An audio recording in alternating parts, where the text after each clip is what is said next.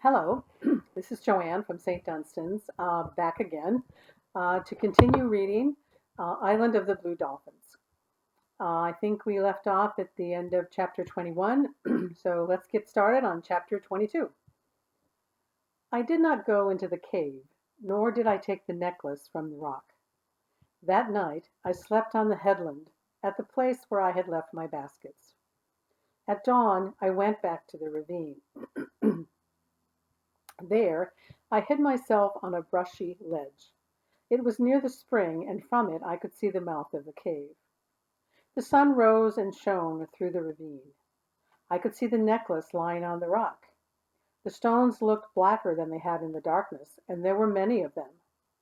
I wanted to go down to the cave and count them, to see if they would make two loops around my neck, but I did not leave the ledge. I stayed there all the morning. The sun was high when Rotu barked, and I heard steps below me. The girl came out of the brush, singing. She walked to the cave, but when she saw the necklace lying on the rock, she grew quiet. She picked up the necklace, put it down again, and peered into the mouth of the cave. Two of my baskets were still there. Then she went and drank from the spring and started off through the brush. I jumped to my feet. "Tutak!" I cried, running down the ravine. "Tutak!" She came out of the brush so quickly that she must have been waiting nearby to see if I would return. I ran to the rock and put on the necklace and turned around for her to admire it. The beads made not two loops, but three. They were long and oval instead of round, which is a very hard shape to make and takes much skill. "Wincha," she said. "Wincha," I said after her, the word strange on my tongue. Then I said the word that meant pretty in our language. "Win Tai," she said, and laughed, because this was strange to her. She touched the necklace, giving the word for it, and I gave mine. We pointed out other things: the spring, the cave, a gull flying, the sun and the sky, Rantu asleep, trading the names for them and laughing because they were so different. We sat there on the rock until the sun was in the west and played this game. Then Tutak rose and made a gesture of farewell. "Mane," she said, and waited to hear my name. "Wanapalai," I answered, which, as I have said, means the girl with the long black hair. I did not tell her my secret name. "Mane, Wanapalai," she said. "Paseno, Tutak," I replied. I watched her go through the brush. I stood for a long time listening to her footsteps, until I could hear them no more, and then I went to the headland and brought the baskets back to the cave. Tutak came again the next day. We sat on the rock in the bright sun, trading words and laughing. The sun went fast in the sky. The time came soon when she had to leave, but she returned on the day that followed. It was on this day, when she was leaving, that I told her my secret name. "Karana," I said, pointing to myself. She repeated the word, but she did not understand what it meant. "Wanapalai," she said, frowning. I shook my head. Pointing again to myself, I said, "Karana." Her black eyes opened wide. Slowly she began to smile. "Paseno, Karana," she said. That night I began to make a gift for her, in return for the necklace she had given me. At first I thought I would give her a pair of my bone earrings. But remembering that her ears were not pierced, and that I had a basket of abalone shells already flaked into thin discs, I set about making a circlet for her hair. I bored 2 holes in each of the discs, using thorns and fine sand. Between them I put 10 olivella shells. Pardon me. Between them I put 10 olivella shells, which were no larger than the tip of my little finger, and threaded them all together with sinew. I worked 5 nights on the circlet, and on the fifth day, when she came, I gave it to her, putting it around her head and tying it in the back. "Wincha," she said, and hugged me. She was so pleased that I forgot how sore my fingers were from boring the holes in the hard shells. Many times she came to the cave, and then one morning she did not come. I waited for her all that day, and at dusk I left the cave and went to the ledge where I could watch the ravine, fearing that the men had learned that I lived here and would find me. That night I slept on the ledge. The night was cold with the first wind of winter. Tutak did not return the next day, and I remembered that it was near the time when the Aleut hunters would leave. Perhaps they had already gone. That afternoon I went to the headland. I climbed the rock and crawled across it until I could look over the rim. My heart beat loud. The Aleut ship was still there, but men were working on the deck, and canoes were going back and forth. The wind blew hard, and few bales of otter skins lay on the shore, so probably the ship would leave at dawn. It was dark when I got back to the ravine. Since the wind was very cold, and I was no longer afraid that the Aleuts would find me, I made a fire in the cave, and cooked a supper of shellfish and roots. I cooked enough for Rontu and me and for Tutak. I knew Tutak would not come, yet I put her food beside the fire and waited. Once Rontu barked, and I thought I heard the sound of footsteps and went to the opening and listened. I waited a long while and did not eat. Clouds moved from the north, covering the cold sky. The wind grew louder and made wild noises in the ravine. At last I closed the mouth of the cave with stones. At dawn I went to the headland. The wind had died. Fog lay over the sea, washing against the island in gray waves. I waited a long time for a glimpse of Coral Cove, but finally the sun burned away the fog. The little harbor was deserted. The Aleut ship with its red-peaked prow and red sails had gone. At first, knowing that I could now leave the cave and move back into my house on the headland, I was happy. But as I stood there on the high rock, looking down at the deserted harbor and the empty sea, I began to think of Tutak. I thought of all the times we had sat in the sun together. I could hear her voice and see her black eyes squinting closed when she laughed. Below me, Rontu was running along the cliff, barking at the screaming gulls. Pelicans were chattering as they fished the blue water. Far off, I could hear the bellow of a sea elephant. But suddenly, as I thought of Tutak, the island seemed very quiet. Chapter 23.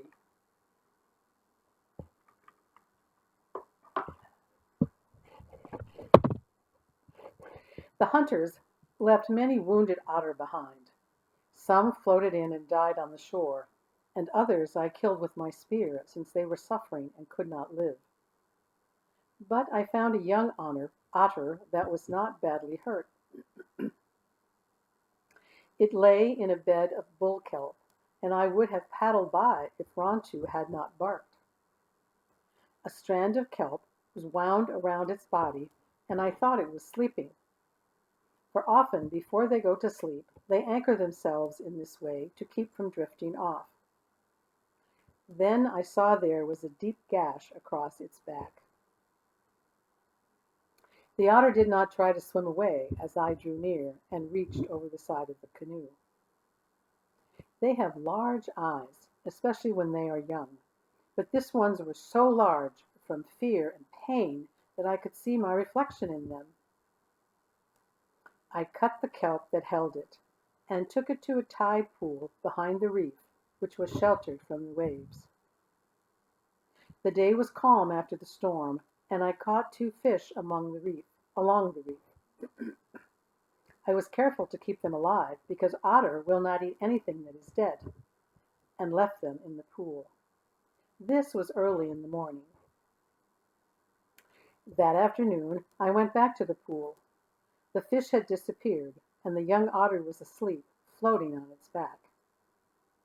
I did not try to treat its wounds with herbs because salt water heals, and the herbs would have washed off anyway. I brought 2 fish every day and left them in the pool. The otter would eat while I was watching. The otter would not eat while I was watching. Then I brought 4 fish, and these also disappeared. And finally 6, which seemed to be the right number. I brought them whether the day was calm or stormy. The otter grew, and its wound began to heal. But it stayed in the pool, and now when I came it would be waiting for me, and would take the fish from my hand. The pool was not big, and it could easily have gotten out and away into the sea. Yet it stayed there and slept or waited for me to come with food. The young otter now was the length of my arm and very glossy. It had a long nose that came to a point, and many whiskers on each side, and the largest eyes I had ever seen. They would watch me all the time I was at the pool, following me whatever I did, and when I said something, they would move around in a very funny way. In a way, too, that made pain come to my throat, because they were gay and sad also.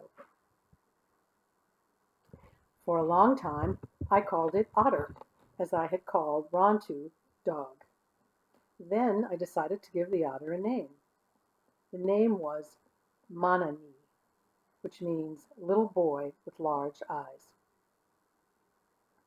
It was a hard task catching fish every day, especially if the wind was blowing and the waves were high.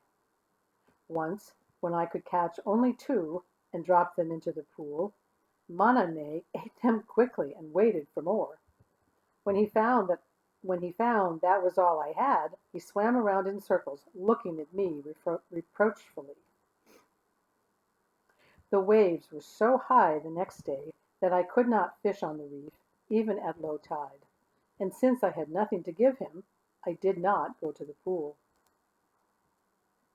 It was 3 days before I could catch fish, and when I went there again the pool was deserted. I knew that he would leave some day, but I felt bad that he had gone back to the sea, and that I would never catch fish for him again. Nor would I know him if I saw him again in the kelp, for now that he had grown and his wound had healed, he looked like all the others. Soon after the Aleuts had left, I moved back to the headland. Nothing had been harmed except the fence, which I mended, and in a few days the house was the same as before. The only thing that worried me was that all the abalone that I had gathered in the summer were gone. I would need to live from day to day on what I could catch, trying to get enough on the days when I could fish to last through the times when I could not. Through the first part of the winter, before Manani swam away, this was sometimes hard to do. Afterwards, it was not so hard, and Ranchu and I always had enough to eat.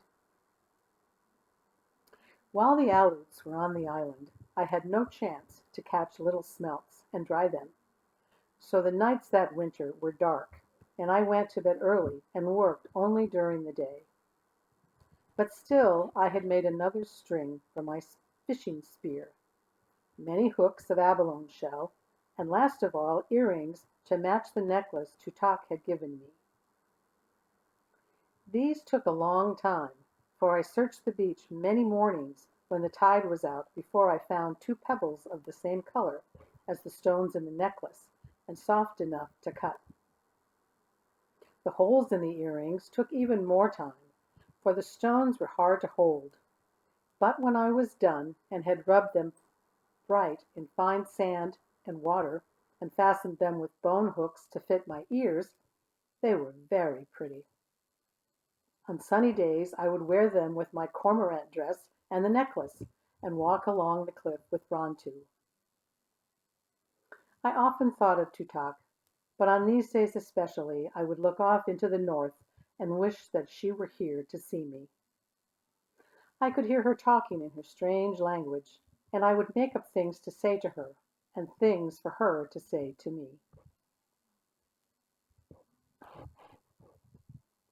Chapter 24. Spring, again, was a time of flowers, and water ran in the ravines and flowed down to the sea. Many birds came back to the island. Tainor and Ray built a nest in the tree where they were born. They built it of dry seaweed and leaves, and also with hairs off Rontu's back. Whenever he was in the yard while it was being made, they would swoop down, if he were not looking, and snatch a beakful of fur and fly away. This he did not like, and he finally hid from them until the nest was finished. I had been right in giving a girl's name to Luray, for she laid speckled eggs, and with some help from her mate, hatched two ugly fledglings, which soon became beautiful. I made up names for them, and clipped their wings, and before long they were as tame as their parents. I also found a young gull that had fallen from its nest to the beach below. Gulls make their nests high on the cliffs, in hollow places on the rocks. These places are usually small, and often I had watched a young one teetering on the edge of the nest, and wondered why it did not fall. They seldom did. This one, which was white with a yellow beak, was not badly hurt, but he had a broken leg. I took him back to the house and bound the bones together with two small sticks and sinew. For a while he did not try to walk. Then, because he was not old enough to fly, he began to hobble around the yard. With the young birds and the old ones, the white gull and Rontu, who was always trotting at my heels, the yard seemed a happy place. If only I had not remembered Tutak. If only I had not wondered about my sister Eulapi, where she was, and if the marks she had drawn upon her cheeks had proved magical.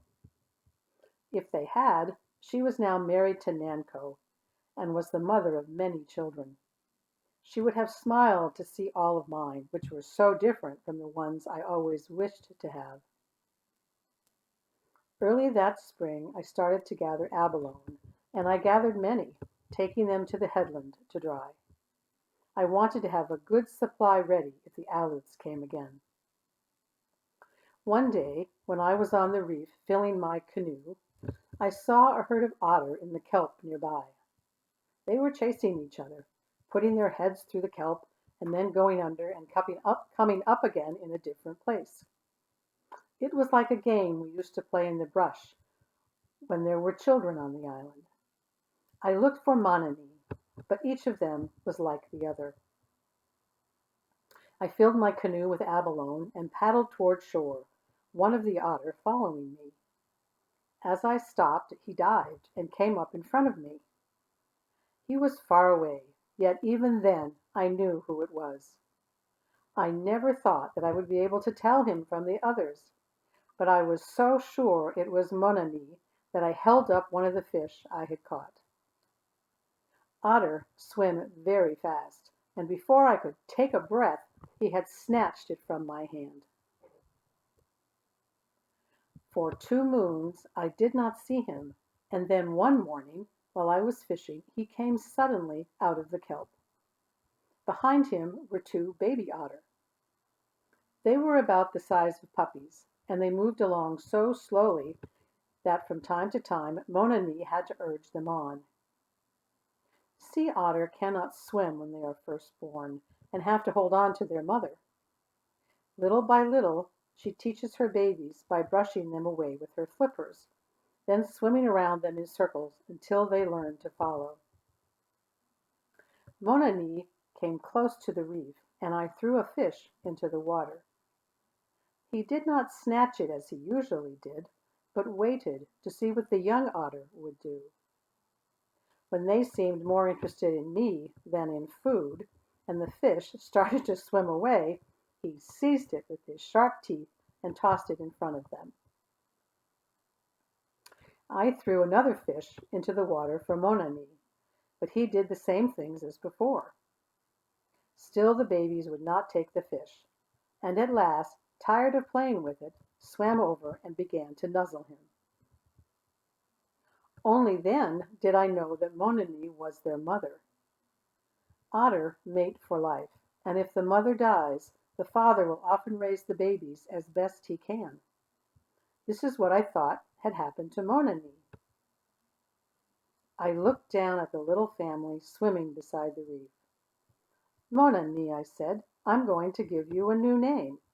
It is Wonani, which fits you because it means girl with the large eyes. The young otter grew fast and soon were taking fish from my hand, but Wonani liked abalone better. She would let the abalone I tossed to her sink in the bottom, and then dive and come up holding it against her body with the rock held in her mouth. Then she would float on her back and put the abalone on her breast and strike it again and again with the rock until the shell was broken. She taught her young to do this, and sometimes I sat on the reef all the morning and watched the three of them pounding the hard shells against their breasts. If all otters did not eat abalone this way, I would have thought it was a game played by Wonani just to please me. But they all did, and I always wondered about it, and I wonder to this time.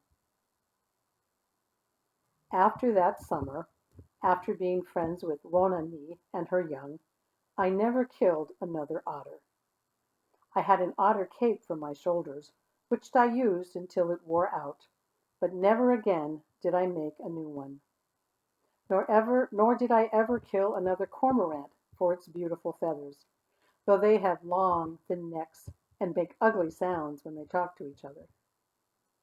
Nor did I kill seas for their sinew, using instead kelp to bind the things that needed it. Nor did I kill another wild dog, nor did I try to spear another sea elephant. Ulapi would have laughed at me, and others would have laughed too, my father most of all. Yet this is the way I felt about the animals who had become my friends, and those who were not, but in time could be. If Ulapi and my father had come back and laughed, and all the others had come back and laughed, still I would have felt the same way. For animals and birds are like people too, though they do not talk the same or do the same things. Without them, the earth would be an unhappy place. I'm going to take another break and I'll be back soon with some more of Island of the Blue Dolphins.